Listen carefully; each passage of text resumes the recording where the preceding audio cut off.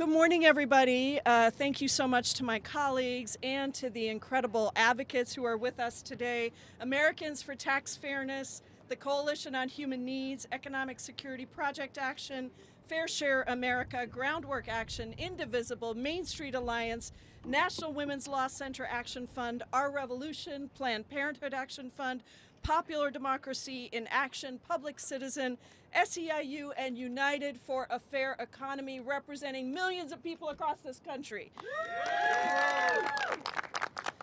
Today is the 37th day of the Republican shutdown, the longest shutdown in U.S. history. That is 37 days that air traffic controllers and TSA agents have gone without a paycheck. It's 37 days that Trump has been inflicting, quote, maximum pain on the American people. That's what he said he wanted to do. 37 days of fear, uncertainty, and chaos for people across this country. And yesterday, Donald Trump said it out loud. The American people blame Republicans, and they showed their anger and frustration at the lawlessness and the cruelty on Tuesday night. Because Americans understand that Republicans control the House, the Senate, and the White House. And it is their job to govern and negotiate with Democrats to get to a deal that keeps government open. Americans know that they need us to stand up and save their health care. They know that it's a travesty that Speaker Mike Johnson has abdicated all responsibility by shutting down the House now for 45 days that we have not been in session here in the House. And instead, Trump has resorted to maximum cruelty, illegally refusing to keep SNAP benefits going for 42 million Americans that are hungry, threatening to withhold back pay for federal workers who are furloughed, and now announcing cuts to air travel at 40 major airports. Instead of negotiating, he's trying to bully us. And we are not going to stand for it. That's right. On Tuesday night, the American people did their part. They came out and they voted overwhelmingly for progress to end Republican cruelty. They told us with their votes to keep standing up and to keep fighting for them. They did their part, and we have to do ours now. We have to save health care. That's been the crux of the fight from the beginning. And there are plenty of Republicans in the Senate and in the House who actually know that they have to save health care. They are saying it out loud that we can't afford health care premiums to double and triple so that people just don't use their health care at all, and they are at risk of dying. So we can't continue to let Republicans just slash whatever they want in violation of what we in Congress authorize. And that's why Democrats have been holding the line and must continue to do so. We're still here in Washington, D.C., ready to negotiate. We've also been organizing food assistance for our constituents, listening to story after story from families who can't pay their bills, families who are going hungry because of the cuts to SNAP. And yet these same constituents are saying to us, please do not fold without making sure that we can afford our health care, because they understand that this fight is about their ability to live. So no, a promise of a failed vote or a promise of any vote later down the line is just not good enough. Trust has completely broken down because Republicans keep breaking their promises. The urgency is real. The premiums are rising now. Rural hospitals are closing now. Tens of millions of Americans are suffering now. So we need a real, tangible win that the American people will feel now, not a promise to think about addressing a healthcare crisis in the future. Any deal must secure the extension of the ACA tax credits and ensure health care for the American people with agreement from the House, the Senate, and the White House. Full stop. We have the momentum. We have the support of the people because we are fighting for them, with them, and we can't give up without a real victory for the people. So I want to thank our Senate colleagues for standing strong, and I want to say the people have spoken. Stay strong and do not cave. It is now my honor to, just making sure our whip isn't here yet, she's going to be here in a minute, but it is now my honor to introduce the incredible Chrissy Houlahan, who many of you saw challenging Mike Johnson, demanding that he actually sit down and negotiate. Thank you so much, Chrissy Houlahan from Pennsylvania. Thank you, Representative Jayapal. My name is Chrissy Houlahan, and you probably don't hear me speak quite as forcefully as I did yesterday, but I come from just up the road, a purple district in Pennsylvania, just outside of Philadelphia, that has just as many Republicans as Democrats in it. Those who know me understand that I am pragmatic, I'm typically cool-headed, and I'm typically quite collegial. And for the past 7 years, I've dedicated my efforts first and foremost to bipartisanship, because I really believe very much to my soul that in order for us to succeed for our constituents, mine and everyone else's, that the people they send to DC must work together. It was never, ever optional until now. Legislating that really creative process requires that we work across the aisle. It requires that we reach across every single divide and that we navigate every disagreement to negotiate the very best possible available optimal solution for all of the American people. Is this a perfect system? Clearly it is not. Sometimes, in fact most times, the results aren't exactly what anybody wanted completely, but that's the messy reality of our democracy. It's a treasured process, and every single member of the Congress has promised, indeed taken an oath, to protect that process. Negotiation is a tool that Congress has deployed since America's founding, but right now, inexplicably in my opinion, the Republicans have refused to engage in it. And it's that stubborn refusal that is having catastrophic and life-threatening consequences. For the first time ever in my service here, Republicans have gone radio silent, which is in fact why with Mike Johnson in our current most recent exchange, and I like to think of it as a dialogue more than a confrontation, at his press conference yesterday, he reminded me and the American people that he has literally not sat down and talked to Democratic leaders since before the shutdown. Before the shutdown, now on day 37. I reminded him that I have his phone number, I have Hakeem's phone number and Senator Schumer's phone number, and I'm happy to share that with him if for some reason he has a new phone. He and my Republican colleagues have done this radio silence apparently at the direction of their leadership. So instead of working with us, they are literally refusing our calls and refusing our asks for meetings, choosing instead to spend their time gaslighting the American public and creating and sowing even more division. They refuse to sit down with us, and they refuse to tell the American public the truth. They are lying to us about the One Big Beautiful Bill and its draconian cuts. They are lying about employment and inflation figures and our stuttering and shuddering economy. They are lying about the actual price of gasoline and groceries and so much more. So it is really past time to bring both parties together and to negotiate an end to this shutdown. But there are things that we need to be able to negotiate that shutdown. We require a deal that actually addresses the healthcare crisis. Not that promises to think about addressing it down the road in 2 weeks with concepts of a plan.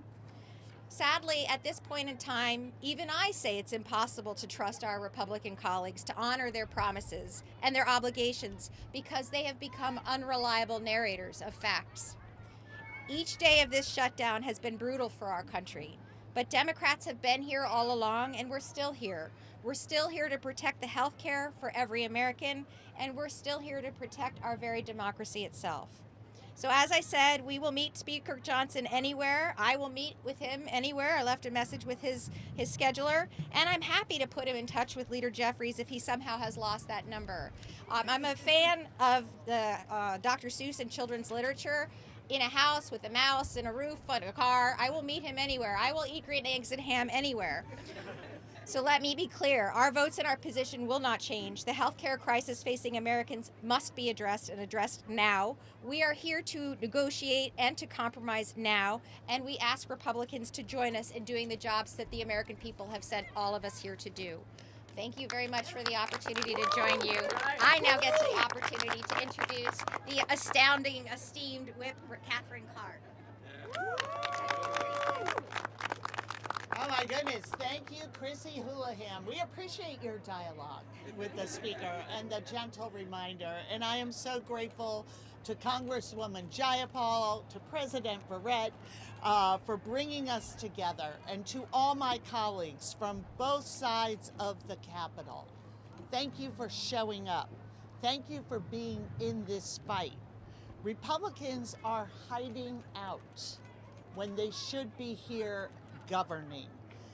But these leaders behind me, the leaders in our Democratic caucus, are fighting every day for a budget and a country that is worthy of our children. I really don't want to lose sight, and as all the speakers have pointed out, of what's really at stake. And with so many people that the Republicans are going after, American people, in honor of our retiring Speaker, Nancy Pelosi, I want us to think about the children of this country and the impact of them. It is children who are being asked to give up meals. It is children who are being asked to give up health care just to pay for the billionaire tax cuts. 13 million kids in this country don't get enough to eat. And what do the Republicans do? First, in the spring, they defunded food banks. They canceled thousands of shipments, 94 million pounds of food. Then they passed their budget and voted to cut SNAP by $186 billion. And then they went after even more. They withheld billions in SNAP funding. They weaponized hunger in this country. Money that was already appropriated by Congress to feed hungry people. They are using their hunger as a political weapon, taking food away from people so they can take away their health care too. Think about that. Think about that. They want to kick 1 million children off of Medicaid. They want to hike ACA premiums on another million. Their entire agenda is immoral. It's insidious, destructive to the very people they were sent to Congress to represent. Republicans need to stop with the excuses and listen to their own constituents. I want to tell one story of Allison Chandra from Utah. Allison grew up in a conservative family. She was actually opposed to Medicaid. She embraced a lot of the talking points we're hearing from Mike Johnson and our GOP colleagues. And then Allison found out her son had a rare, threatening heart disease. She and her husband simply couldn't afford the treatment their son needed without Medicaid.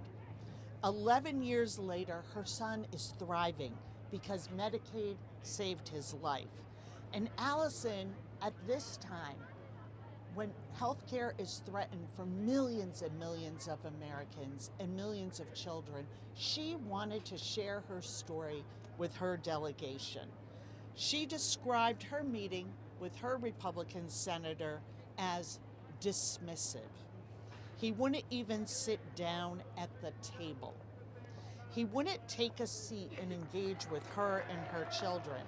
And her Republican representative in the House, he didn't take the meeting at all. He couldn't bother to meet an 11-year-old boy whose life was saved by the very program he was voting to dismantle, a program that covers 4 out of 10 children in this country. So Republicans can pretend, they can spin their story that they sit on the side of working families in this country. Ask them if they've talked to a mom like Allison. Ask them if they're ready to protect the resources that families need and count on. Ask them if they're ready to protect health care for kids in this country. And then ask them to come back to work. Thank you so much. Thank you so much, Whip Clark, for your leadership and for our leaders' leadership in just holding strong and making sure we deliver for the American people. It's now a great honor to introduce the president of SEIU International, April Verrett, who has been such a champion, whose members are on the streets every day demanding that we deliver for people. Hello, it's really an honor to stand with these amazing leaders, these amazing women in our country who continue to go to work every day despite the shutdown of Congress to do what they were elected to do. And that is to be champions for the people. And I'm so proud to be with them and to send a clear message that the 2 million members of SEIU stand with them, determined to make sure we don't leave behind the 16 million Americans who are staring down the loss of their health care in the face. Let's not forget these 16 million that stand to lose Medicaid coverage are mainly children, like the 11-year-old that Whip Clark just talked about. They are mainly older Americans. They are mainly people living with disabilities. And not just the 16 million that will lose their Medicaid coverage, but the 22 million that in the last week have received notices that their healthcare premiums are going up by an average of 75%. 75% more to be able to take care of yourself and your children and have access to health care. It's simply not right. And what we have seen the courageous members of the Democratic caucus do over the last, how many days is it? 37 long days, say we will not be bullied, we will not bow down, we will not bend a knee, because they are here for the 16 million and the 22 million and millions of others who will not be sacrificed at the altar of Donald Trump. They will not be sacrificed at the altar of billionaires who don't need another dollar, but who can't seem to accumulate enough of them. And so we are determined to say, stick with this fight, because righteousness, morality is on our side. Yes. We are doing the work we are called to do to stand with and for the people of this country. And we sent a real loud and clear message on Tuesday. That's right. This is our country. This is our democracy. And you gotta come see us. You gotta come see us. And so thank you all for being here today to help us send this message. Republicans, show up. Do your job. Protect people, right? Everyone that is elected has a constituent in their district that is being sacrificed in this moment. And it's not okay. And so let's come together as a country and do what we know is right, but they got to show up to work first, right? And so thank you all for being here. Thank you for allowing us the space, and we stand in solidarity with all of you. And let's end this shutdown, but let's do it the right way. Thank you. Wonderful. Thank you so much to all of these incredible leaders, and we're happy to take questions for anybody, including our whip of our caucus. Yeah. Your colleagues, your progressive colleagues, AOC and Bernie Sanders, have recently talked about how the establishment and the old guard have been undercutting the future of the Democratic Party, the younger generation. On the heels of Nancy Pelosi announcing that she's retiring, should other members of the old guard, perhaps like Leader Schumer, step aside as well? We're really focused on ending the shutdown and preserving healthcare, and I'm happy to talk to you about that later. But the reality is we've got something really critical that is happening right now. People across this country are hungry, and we need to make sure that we are continuing to stand strong, as the House Democratic Caucus has been doing, as the Senate Democratic Caucus has been doing, and we want to continue that, because I think Trump said it perfectly on yesterday. He said that the American people understand who's responsible for this crisis.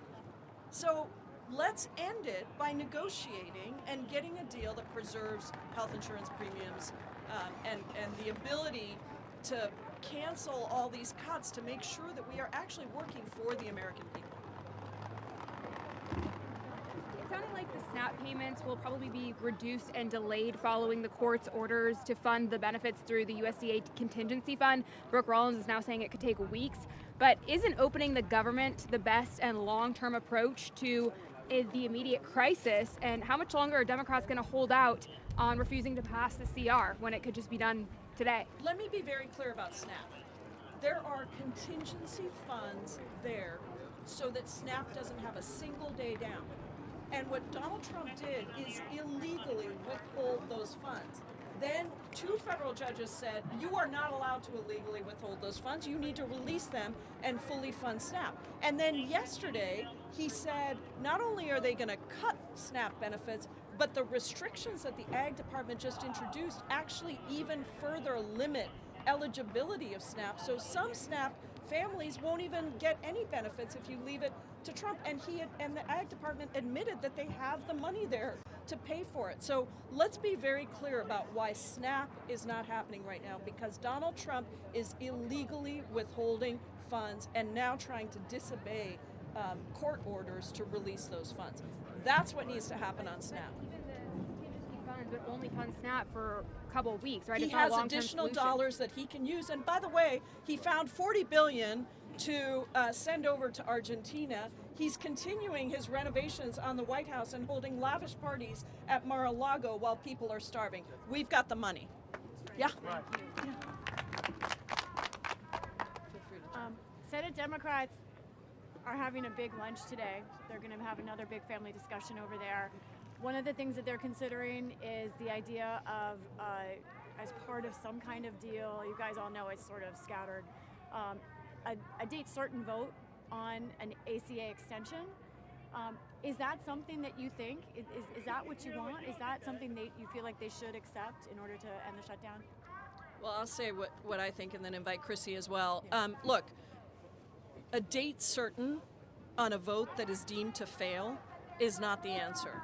Because, Maybe it could pass. well, why not? If it can pass, then why not do it right now? I mean, let's put it on the floor right now. There is no trust, and you know this, Lisa, because you've been watching everything that's been happening. Why on earth would we trust what they are saying? If it's so important and they know it can pass, then let's just do it right now. I co-sign. Anybody else? All right, great. Thanks, everybody. Thanks. Oh, sorry. Go ahead. Thank you. So, like what Lisa was saying, there's some daylight between these Dems then? I mean, we were talking about the old guard and these young new progressives who are holding the line. Bernie Sanders took over Senator Schumer's podium yesterday saying, hold the line. What's the message that we have to these Democrats who are having these conversations right now? I'm not a young progressive, and I'm standing here saying that we need to hold the line. Right. Thank you. It is not generational and it's not ideological. It's about delivering for people. And so I think that's what we're saying is hold the line. And I really appreciate my colleagues who are in tough districts, because I'll tell you what, I know we have this everywhere, including federal workers who are going without their paychecks, either going to work or furloughed. They are saying to us, many of them, hold the line, because they know that if we come back without actually addressing health care, look, this is a government that fired 250,000 federal workers before the shutdown ever happened. So let's just get it done. Did you want to say? Yeah, just on the federal worker piece, my union represents 70,000 federal workers. There are obviously millions of more that I stand in solidarity with.